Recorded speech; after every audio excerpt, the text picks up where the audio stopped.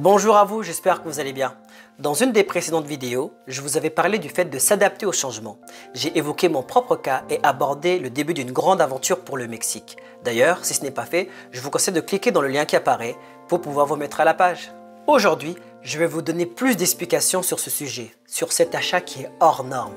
Je vais vous dire comment j'ai trouvé cette opportunité, quel était le contexte et pourquoi je me suis lancé contre toute attente. Voici mon histoire. Si vous êtes nouveau sur ma chaîne, bienvenue, mon nom est Julio. Je suis un expatrié vivant au Canada. Je suis un investisseur en immobilier comptant 16 appartements répartis au Québec, de Gatineau jusqu'à Montréal. Dans mon parcours, j'ai eu la chance d'être conseillé par des investisseurs accomplis, les meilleurs agents immobiliers, d'excellents banquiers et plein d'autres acteurs qui ont contribué à ma réussite. Ce que je vous propose ici, c'est de vous partager mon aventure en ce qui concerne mes débuts, ma situation actuelle et mes projets à venir.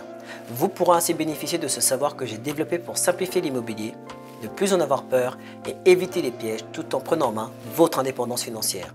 N'hésitez pas à cliquer sur le pouce bleu, abonnez-vous à la chaîne et activez la cloche de notification pour ne rien manquer de ces vidéos qui vous apporteront du très bon contenu orienté mindset immobilier. Pour vous remettre dans le contexte, je suis un investisseur qui achète des biens immobiliers entre Gatineau et Montréal. Ce qui m'intéresse, c'est le cash flow, c'est-à-dire que mes biens me génèrent un bénéfice et non une perte. Avec mon agent immobilier, nous avons une routine. Nous avons des critères établis qui nous permettent de filtrer les annonces. Un des critères, et non des moindres, c'est le cash flow. En faisant nos calculs, si on voit que la rentabilité est basse, c'est-à-dire proche de zéro ou négatif, nous le retirons de l'annonce. Et cette année, au niveau de la liste, il ne restait plus rien. Je ne vous cache pas que j'étais assez déçu. Mais la raison, c'est que les taux d'intérêt ayant tellement augmenté que ça a aussi entraîné une hausse des montants des remboursements. Ce qui fait que la rentabilité était plus proche de zéro, voire même négative. J'ai donc décidé d'attendre, parce que des fois c'est sage d'attendre, et aussi de regarder et d'observer ce qui se passe sur le marché en attendant. À cette même période, je parlais avec un ami qui revenait de son voyage du Mexique et il me disait tout le bien qu'il pensait de ce lieu paradisiaque. Il était déjà parti là-bas, mais à son retour, cette fois-ci, il m'a dit que ce voyage lui avait ouvert les yeux et que c'était sûrement une opportunité qui pourrait m'intéresser. C'est un ami avec lequel on parle souvent d'investissement immobilier. Donc quand il s'agit d'aborder le sujet, il a beaucoup de crédibilité et je l'ai écouté avec la dernière des attentions. En échangeant, il m'a donné 3 critères qui ont suscité mon intérêt. Critère numéro 1. Il y a une forte demande à l'année, même si celui-ci reste saisonnier. Il y a un fort taux d'occupation avant Covid, pendant Covid et après Covid. Critère numéro 2. À l'achat, les prix sont très abordables, même pour les nouvelles constructions. Si on prend en compte le fait qu'il y a une forte demande, à ce moment-là, on peut les louer à des très bons prix. Ceci garantirait une très bonne rentabilité et même un très bon retour sur investissement. Avant d'aller plus loin, permettez-moi de définir qu'est-ce qu'un retour sur investissement. La question se pose car c'est un terme qu'on entend souvent dans le domaine de l'immobilier. Un retour sur investissement est un indicateur financier en pourcentage qui permet de mesurer et de comparer le rendement d'un investissement. Troisième critère, il est en développement et en pleine expansion, ce qui fait qu'il y a une bonne prise de valeur des biens. De plus, de par sa météo et ses plages, ça fait une destination de choix. Après m'avoir convaincu, il m'a donné le numéro d'un professionnel qui était sur place. C'était un Français qui était installé là-bas depuis déjà plusieurs années, qui gérait des biens et qui maîtrisait son domaine. Peu de temps après, je suis rentré en contact avec cette personne et j'ai beaucoup aimé notre série d'entretiens. Ce qui m'a plu chez lui, c'est que c'est quelqu'un qui est à l'écoute et a donc su cibler mes besoins. C'est une personne qui a une vision d'investisseur. Le fait qu'il investisse lui-même lui donne beaucoup d'expérience et beaucoup de crédibilité.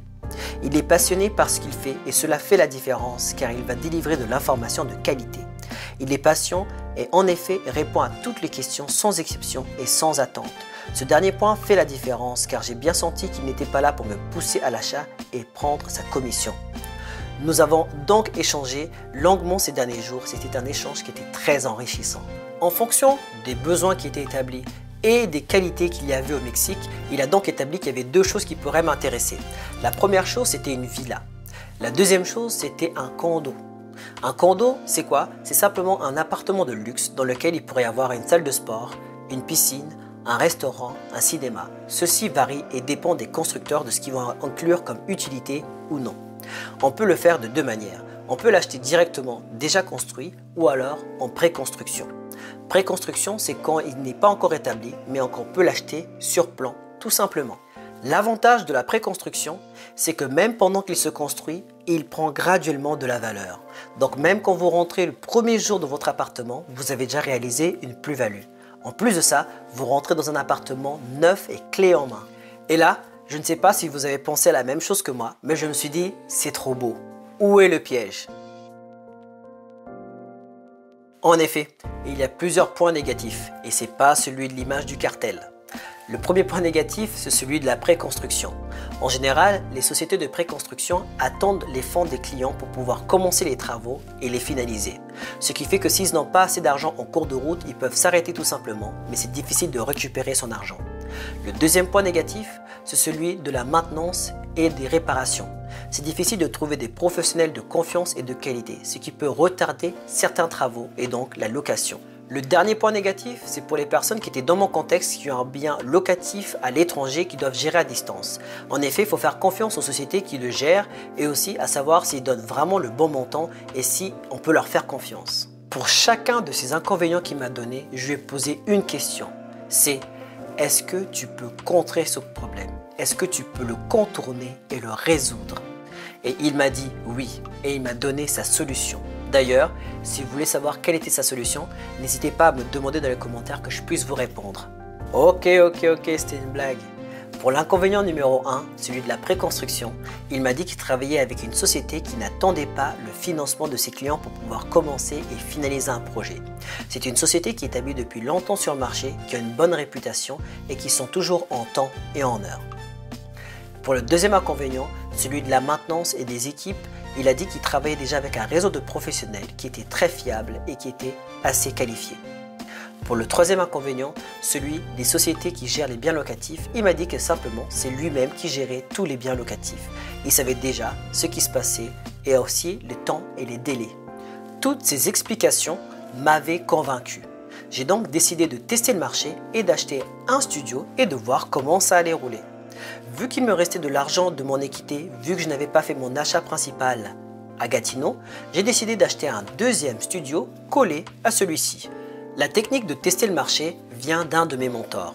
En effet, quand on rentre pour la première fois dans un nouveau marché, il est bien de simplement venir petit et de savoir comment ça se passe pour ensuite ajuster, se développer et grandir avec le flow. Ou alors, tout simplement se retirer sans perdre sa chemise. Voici pourquoi je ne suis pas parti sur une villa ou pourquoi je ne suis pas parti sur des appartements condos avec 2 ou 3 chambres, voire même plus. Et ne vous inquiétez pas, on va parler chiffres dans une prochaine vidéo. Il y a simplement tellement de choses à se dire qu'on n'a pas pu tout condenser dans une seule vidéo. Néanmoins, voici les critères qui m'ont fait choisir le Mexique comme investissement.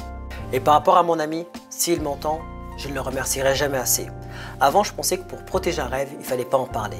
Maintenant, je réalise que s'il y a des personnes qui tiennent à toi et qui partagent ta vision, n'hésite pas à leur partager la tienne.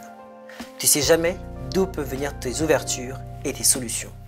Et vous, trouvez-vous que j'ai pris trop de risques, que j'aurais jamais dû faire cet achat?